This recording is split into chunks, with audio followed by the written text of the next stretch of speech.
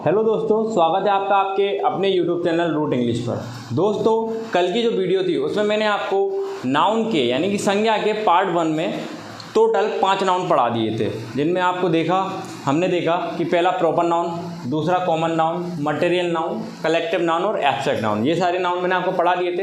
इसके बाद आज के इस वीडियो में यानी कि नाउन के पार्ट 2 वाली वीडियो में मैं आपको नाउन के 3 और नए से प्रकार बताने वाला हूँ, जो कि आपको इंग्लिश सीखने में बहुत ज़्यादा हेल्प करेंगे। और जब भी अगर आप किसी को पढ़ाते हो या फिर आप कहीं भी और कुछ जानकारी एक्स्ट्रा लेना चाहते हो तो वो आपको हेल्प करेंगे उसमें, ठीक है। जैसे पहला नाउन आपको बताता हूँ आज का, काउंटेबल नाउन। Countable noun. दूसरा है आपका अनकाउंटेबल नाउन।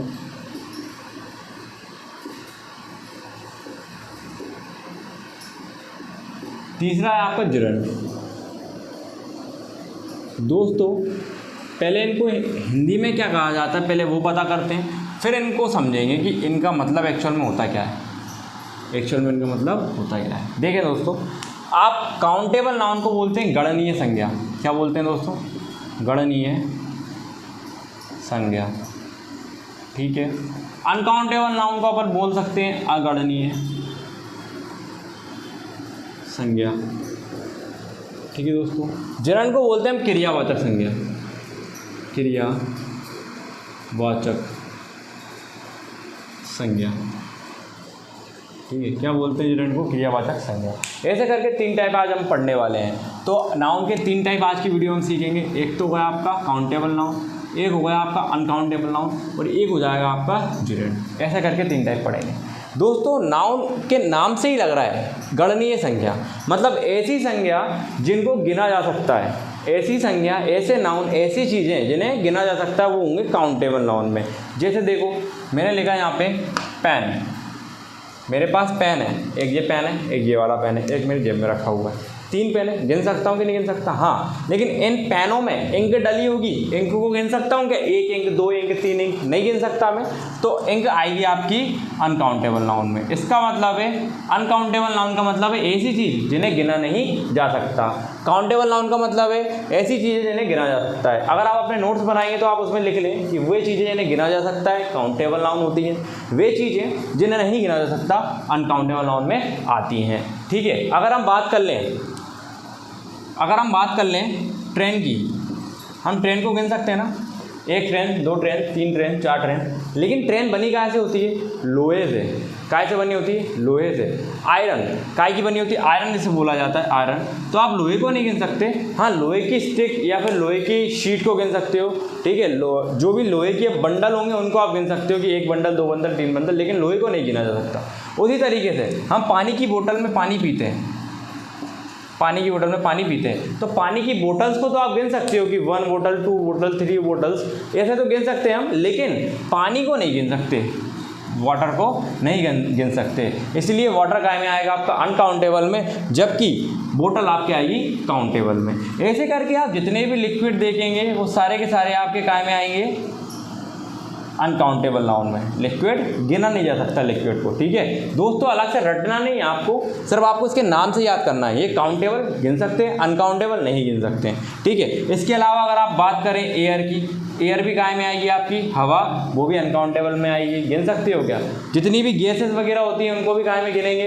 अनकाउंटेबल नाउन में। ये सारी चीज़ें काय में आती हैं अनकाउंटेबल नाउन में। इसके अलावा ऐसी चीज़ें नहीं गिना जा सकता, सारी की सारी काय में आएंगी आपकी काउंटेबल नाउन में। ऐसे करके आप चाहो तो लिख सकते हो टमेटोज, पटेटोज, वेजिटेबल्स हो जाए, चाहे फ्रूट्स हो जाए, कुछ भी हो जाए, लेकिन उनसे बना जूस जो होगा ना वो काहे में आएगा? अनकाउंटेबल में, ठीक है। ऐसे भी बहुत सारे एग्जांपल्स होते हैं, तो आप देख के समझ जाएंगे, ठीक है, देख के समझ जाएंगे। इसके अलावा मैं इस वीडियो के लास्ट में कमेंट में एक प्रैक्टिस शीट डाल दूंगा, जिससे आपको जिसकी प्रैक्टिस करके आप क्या कर सकते हो, इन दोनों का कंफ्यूजन अपना क्लियर कर सकते हो, ठीक है। तो दोस्तों, काउंटेबल और अनकाउंटेबल नाउन का काम होता है खत्म। अब हम सीखते हैं जिरंड क्या होता है। दोस्तों, जिरंड में एक वर्ड लिखा हुआ है हिंदी में क्रियावाचक। तो सबसे पहले देखें आप क्रिया क्या होती है।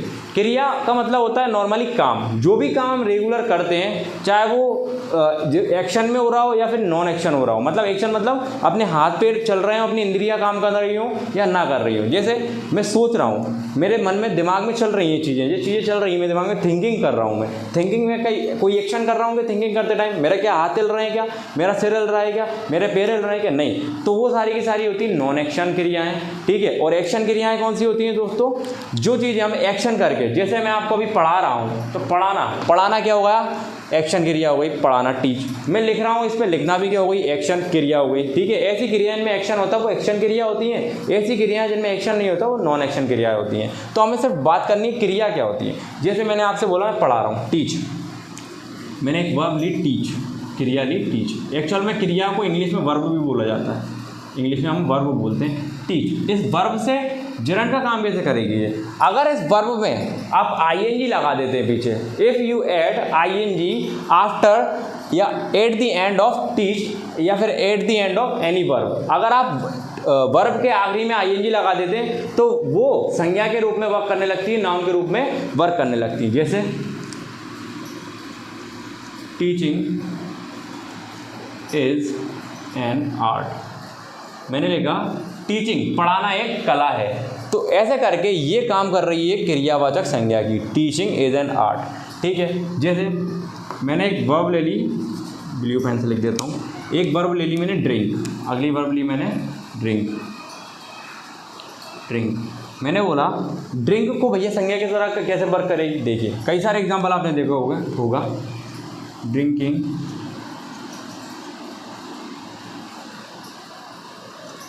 much water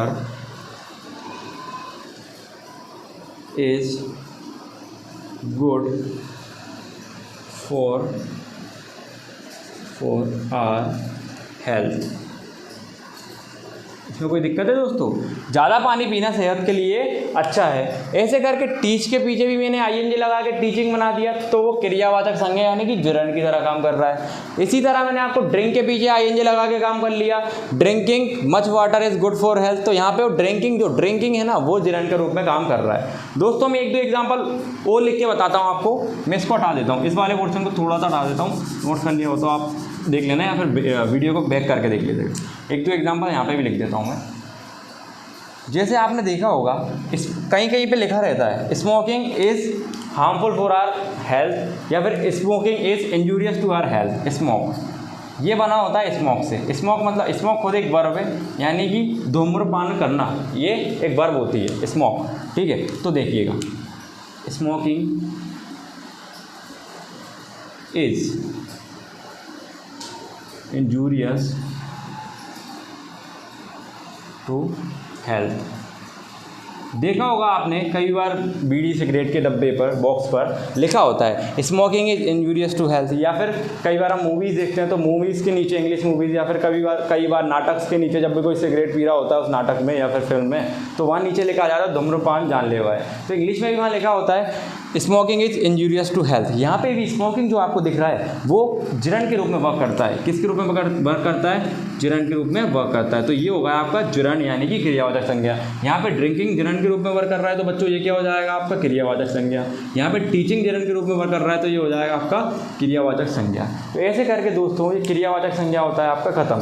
तो दोस्तों आज की इस वीडियो में हमने 3 नाउन और सीखे हैं। पहली नाउन थी आपकी काउंटेबल नाउन, दूसरी हमने सीखी अनकाउंटेबल नाउन, और थर्ड नंबर पर सीखा हमने जिरंड यानी कि क्रियावाचक संज्ञा।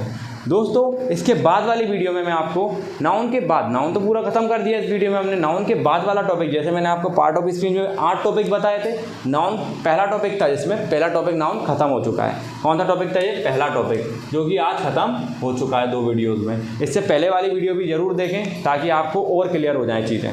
ठीक है, इसके बाद वाली वीडियो में आपको प्रोनाउन समझाऊंगा कि प्रोनाउन के कितने टाइप होते हैं और किस टाइप से हम प्रोनाउन का यूज़ करते हैं। तो दोस्तों अगर अभी तक आपने हमारा चैनल सब्सक्राइब नहीं किया है तो कृपया कर चैनल को सब्सक्राइब करें और वीडियो को जितना ज़्यादा हो सके शेयर करें। Thank you.